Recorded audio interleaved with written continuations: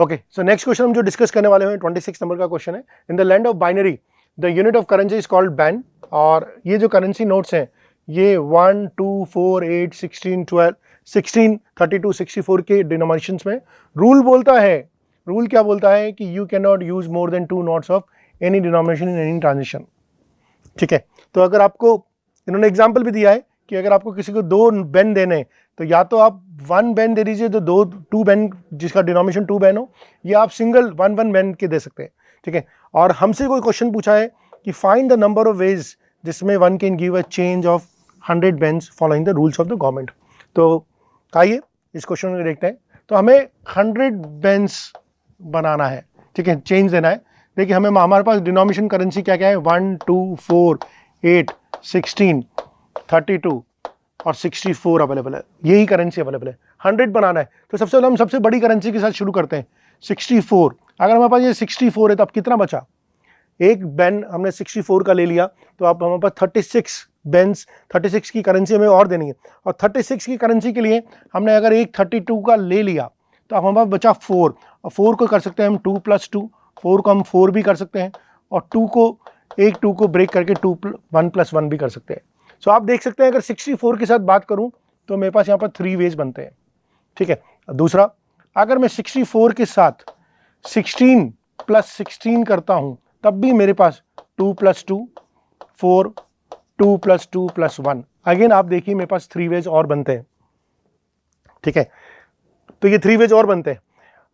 आप ये याद रखना है कि किसी भी डिनोमिनेशन के मैं 2 से ज़्यादा नोट्स को यूज़ नहीं कर सकता। तो मैंने यहाँ पर 16 के 2 नोट्स यूज़ किए हैं, इस वाले केस में मैंने 2 के 2 नोट्स यूज़ किए हैं, इस वाले केस में मैंने 2 के नोट्स यूज़ किए हैं, 1 का 1 नोट यूज़ किया है। ठीक है, तो सॉरी यहाँ पर ये 1 आएगा, ओके, यहाँ पर ये 1 आएगा। ठीक है, सो दैट्स हाउ, है ना। नेक्स्ट चलते हैं, और 3 वेज 6 वेज हो गए, और हमारे पास तरीके निकलेंगे। 64 + 16, इस 16 को भी लिख सकता हूं मैं 8 + 8 लिखा जा सकता है, इसको 8 + 8। और अगेन यहां पर भी देखेंगे तो 2 + 2, 4 और 2 + 1 + 1, अगेन आपको 3 वेज और मिल रहे हैं।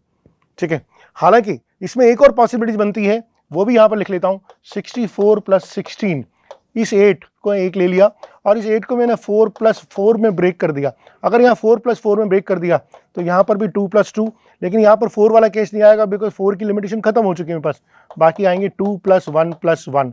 तो यहाँ पर 2 केस, तो टोटल मिला के मुझे यहाँ पर जो मिले वो 14 केसेस मिले, 3 + 3 + 3 + 2। ये मेरे को 64 के साथ कॉम्बिनेशन मैंने सारे एक्सपोज कर दिए। अब मैं आता हूँ दूसरे कॉम्बिनेशन में। तो लेट्स से मैं अगर 32 लेता हूँ, सबसे बड़ा डिनोमिनेशन में 32 लेता हूं, और उसके बाद वापस मैं 16 + 16 लेता हूं, तो 32 + 16 + 16 64 हो गया। ठीक है, सॉरी, मैं इसको रब करता हूं। मैं 32 + 32 लेता हूं।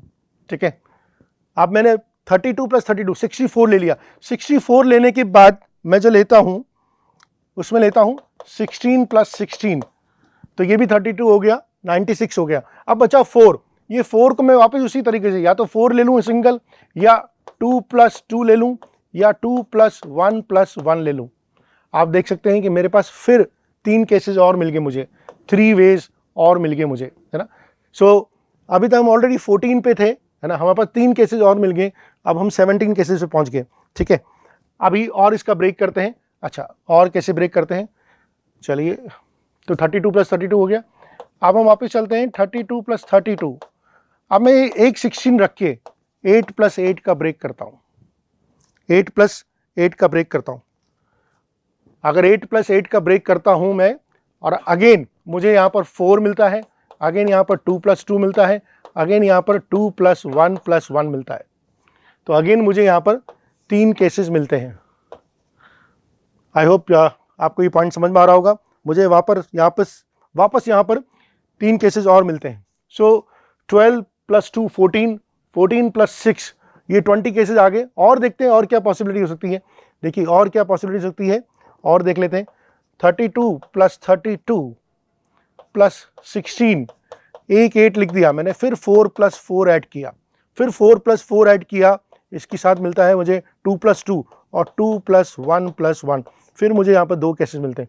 सो टोटल मुझे जो यहाँ पर मिल रहे हैं केसेस इधर मिल रहे हैं सॉरी 3 3 3 9, 11 केसेस यहाँ मिल रहे हैं मुझे, ठीक है, और यहाँ मिल रहे हैं मुझे 3 + 3 6, 6 + 2 8, तो 11 + 8 मुझे टोटल यहाँ पर मिल रहे हैं 19 cases. So answer will be the 19 of this question.